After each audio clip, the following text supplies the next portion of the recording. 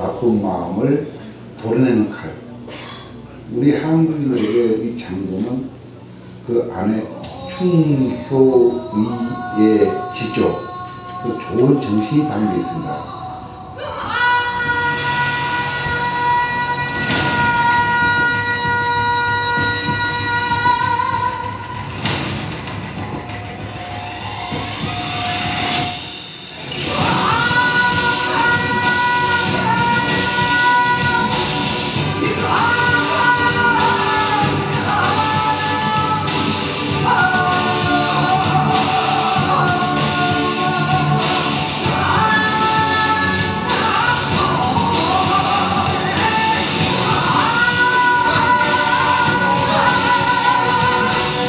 장도는 정말 없습니다.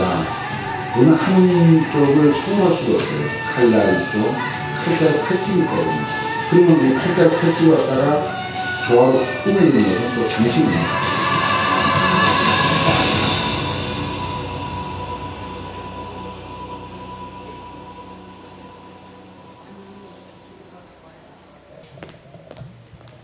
네, 2019 더스토리 인간문화제에 오신 여러분 진심으로 환영합니다. 여러분 반갑습니다. 오늘 진행을 맡은 문화캐스터 서주입니다. 네, 이렇게 깊어가는 가을밤 많은 분들 자리해 주셔서 다시 한번 깊은 감사의 말씀 드립니다. 어떻게 저녁 식사는 잘하고 오셨어요? 네. 소리가 너무 작은데요? 잘하고 오셨어요? 네, 고맙습니다. 다가오는 미래는 분명 희소성이 높은 것을 요구하는 시대가 올 겁니다. 그런 가운데 나라는 존재를 입증할 수 있는 가장 유일한 방법은 아마도 각자의 고유한 전통 문화 유산을 내세우는 일일 텐데요. 그런 의미에서 오늘 함께하는 이 행사가 여러분께 조금이나마 특별한 그런 시간으로 다가올 것 같습니다. 오늘 여러분께서 함께하실 이 행사는 지난 2016년부터 한국문화재재단이 우리 전통문화를 잇는 명인들의 삶을 재조명하고자 마련한 행사입니다. 특별히 작년까지는 예능보유자 선생님들에 국한이 됐었다면 올해는 특별히 기능보유자 선생님들의 삶을 재조명하는 아주 특별한 시간으로 마련했으니까요. 기대해 주셔도 좋을 것 같습니다.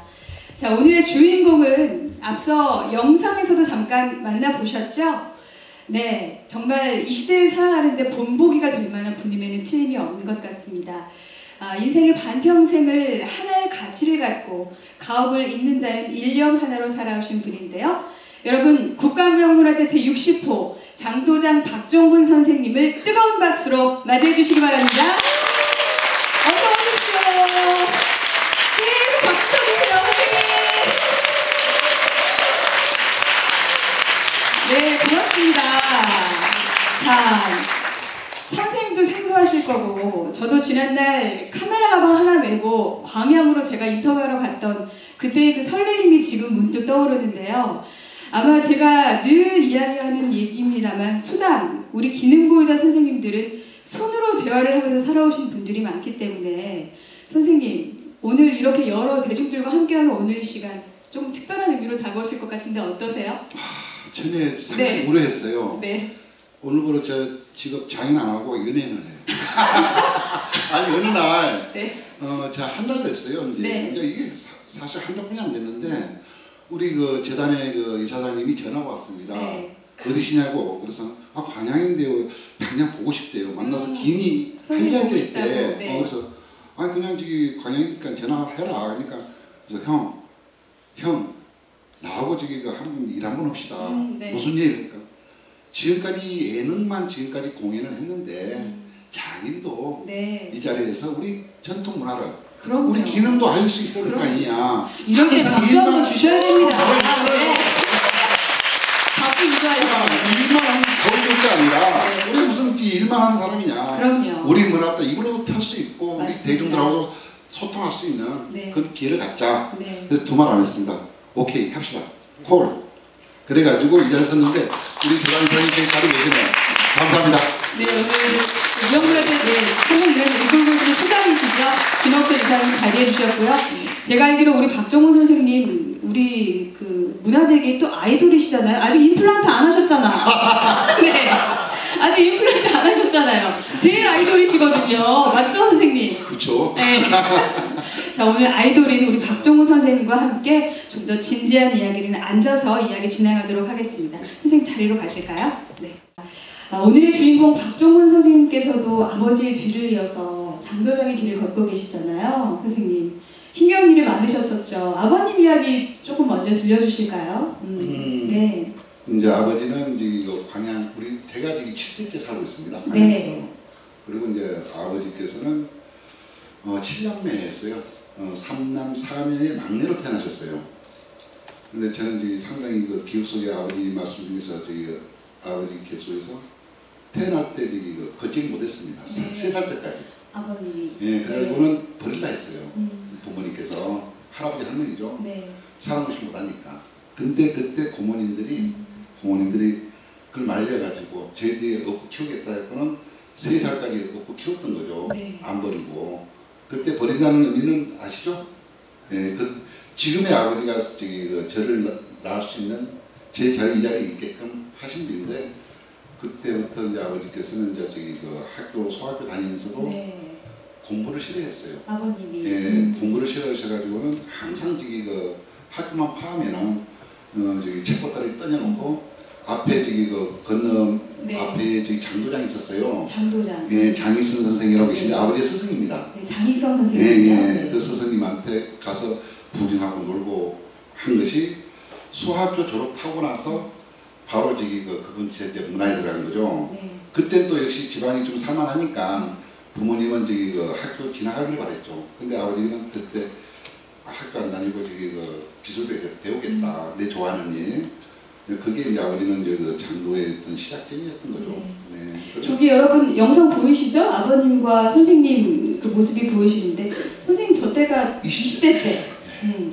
뭐 지금도 아이돌이신데 저 때는 더 영하셨었네요. 덜 익었죠 그때는. 덜 여물었다. 네. 저기 선생님 아버님 박용기 선생님 이전에 장익성 선생님이 어떻게 보면 우리나라 장도장의 1세대 장인이라고 할 수가 있습니다. 장익성 선생님 얘기를 조금 더 이어서 가보면 이분이 얼마나 장도에 대한 집념이 강하셨냐면 순사에게 끌려가서 고문을 당하시면서도 이 장도의 길을 포기하지 않으셨다. 네. 그런 이야기 들으셨다면서요. 저는 아버지한테 들은 스토리인데 네. 일제시대 때 이제 우리가 이 장도의 정신은요 아까 네. 얘기했지만 어떤 춤입니다. 애국이죠. 네.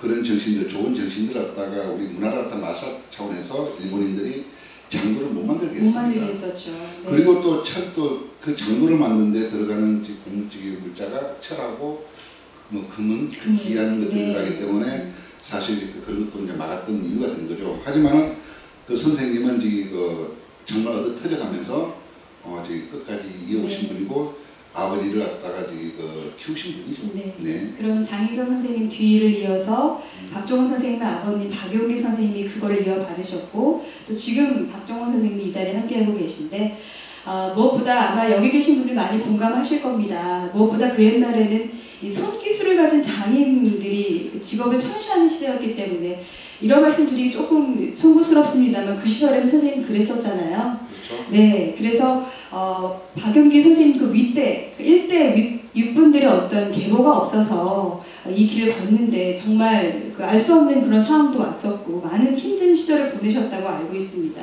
어떻게 보면은 무에서 유를 창조한 거나 마찬가지인데 아버님 얘기를 선생님 조금 더 이어가 볼까요? 정말 뭐 이루다 말할 수 없을 정도로 형용할 수 없을 정도로 고생을 많이 하셨다고 하는데 제가 기억에 남는 일화가 하나 있다면 청산가리 얘기가 참 인상 깊었습니다. 그 이야기 조금 들려주실까요? 청산가리 요즘 우리가 이제 말하는 사이나라거든요. 진짜 조금만 먹어도 죽는 거죠 그거. 네. 바로 죽는데 그 당시에 이제 아버지께서는 장도만 가지고 먹고 살기가 힘드니까 네. 사업을 벌였어요. 근데 그 기술한 게 뭡니까? 철 다루는 거잖아요. 칼 만드는 거. 그 당시에 우리 70년대 때 전목도가 유행했던 시절입니다. 전목도가 선생님 네. 정확히 어떤 거죠? 뭐 나무 접 붙이는 칼. 네, 네, 전목도를 갖다가 만드는데 그 당시에 우리 지금도 있는데 기름 넣는 통 있죠. 큰 예. 말통. 드럼통 같은 드럼통. 거요? 네. 그 드럼통이 그 재질이 무쇠예요. 무쇠. 무른 쇠. 네. 열처리가 안 되는 철입니다. 그것은. 보통 강철은 불에 닿아가지고 찬데 들어가면 열처리가 되거든요. 네. 근데 그처럼 아무리 바닥해갖고 물에 들어여도 열처리가 안 됩니다. 네. 근데 그 철을 갖다가 아버지는 이제 열처리 하기 위해서는 사이나가 필요했던 거예요. 사이나가 청산가리. 그렇죠. 그래서 공부 많이 했습니다. 예. 그 이제 땅을 파가지고 네. 땅을 파가지고 그 안에다가 이제 깊이 파가지고 수백 자 수천 자를 내야 되니까 이제 실눈을 올리듯이 켜켜이 이렇게 쌓으셨군요. 청산가리 깔고 그 위에 전복도 깔고 또 청산가리 깔고 예, 그런 식으로 쭉쭉 한 거죠. 그 사이사이 또 수수째 나무를 넣고 네. 그러면서 24시간 동안 갖다 불을 지펴놓는 거예요. 그러면 그 청산가리를 먹으면서 그것이 철을 갖다가 그 먹으면 철 속에 파고 들어가는 거예요. 네. 근데 파고드는 게 아니라 피막을 기르더라고요. 이게. 그러다 보면 그게 강해집니다. 네. 이제 그거 갖다가 사고를 하시면서 그때 깔고 나오시는데 툭 떨어져버려요. 아버님이. 그렇죠. 아이고 세상에. 그 당시 뭐 그 의학이라는 논리도 모르고 네. 청산가리 얼마나 나쁜가도 모르고 네. 그냥 일한 것이 그때 떨어져 죽을 뻔했죠. 사실. 그때가 선생님 어린 시절 저는 학교 다니기 전입니다. 시절. 소학교도 다니기 전이죠. 예. 뭐 청산가리 사이나 얘기뿐 아니라 선생님 저는 또 기억에 남는 일화가 벼락 맞은 대추나무 그 전설 같은 이야기는 도대체 사실인가요? 벼락 맞은 대추나무. 사실 저는 지금도 가끔 생각하는 네. 것이 뭐냐면 벼락 맞은 대추나무는 그 나무면요 수십억짜리입니다. 지금으로 치면. 그럼요. 예, 수십억이죠. 네. 돈으로 못 삽니다. 근데 우리 광양에 당산이 있었어요. 네. 당산이 있었는데 그 당산에 수백 년 된 나무가 벼락을 맞았어요. 당산이라 하면 선생님 우리 예전에 어머님 아버님들이 치성 들이셨던 그렇죠. 네. 새끼 끈 벌려가지고 네. 예 그렇죠. 그 나무가 벼락 맞아서 쓰러져 버린 거예요. 그거 갖다가 아버지는 이제 최고의 재료로 친 거예요. 네. 아시니까. 네. 그래가지고 그것을 갖다가 사기 위해서 갔는데 안 팔라 그래요. 안 팔라. 그 지역 어른들이요. 당연하죠. 그럼요. 말 그대로 신인데 네. 신이잖아요. 그래서 마을 수호신이죠. 그렇죠. 그래서 그것을 갖다가 사기 위해서 엄청나게 공을 들였죠. 이장한테. 이장에 일단 힘이 필요하니까. 그래가지고 막걸리도 사주고 네. 뭐 별지기를 다 했어요. 그러면서 마지막에 가서는 이제 마을회관을 져준다. 아버님이요? 네. 마을회관을 져줄 테니까 가지 달라 그러니까 이 양반은 그 사이에 이미 얼마 많이 먹었어. 근데 이제 먹어놓으니까 이거는 이제 안 해줄 수도 없어. 네. 명분을 만들려니까 마을 사람들도 이해를 시켜야 되잖아요. 그렇죠. 한마디로 책임져야죠. 마을에 공적인 네. 요소를 해야죠. 네. 그래가지고 그걸 가지고 이제 설득을 시켜 나가는데 조건을 걸었죠. 그 당시에. 조건을 건 것이 그 대신 밤에 가져가라. 근데 밤에 가져간다는데 그 나무가 얼마나 단단한지 톱으로 자르는데 새 소리가 나요. 그 정도로 강했군요. 그 나무는 정말 지금도 생각하면 칼로 만들고 지금 가지고 있었으면 수십억인데. 네. 선생님 그 마을 어딘지 여쭤봐도 돼요? 당산 마을이 관양에 있습니다. 관양에 있어요. 그럼 근데 그 마을회관 짓는데 비용도 만만치 않으셨을 텐데 그걸 어떻게 다 충당하셨대? 아버지 원래 좀 배포가 좀 됩니다. 그래서 선생님이 또 이렇게 배포가 크시군요. 지금 다리 보고 계신 거 보세요. 배포가 이렇게 크시다니까요. 편하게 하시라고요 제가.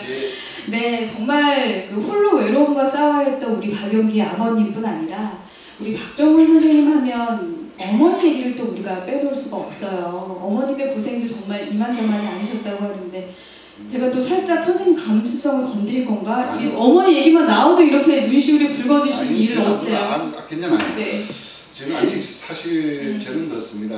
항상 어렸을 때부터 지켜봐왔잖아요. 네. 봐왔는데 사실 아버지가 대한민국의 장인으로서 우뚝 서는 데는 반석까지 오는 데는 아마 어머니가 아니었으면 감히 생각도 못하는 내조였죠. 그것은 곧 저는 항상 그럽니다. 아버지한테 아버지가 문화재가 아닙니다. 어머니가 진정한 문화재입니다. 어머니가 아니면은 아버지는 존재하지 않았습니다. 아버지가 고개를 까닥까닥 하시죠. 맞습니다.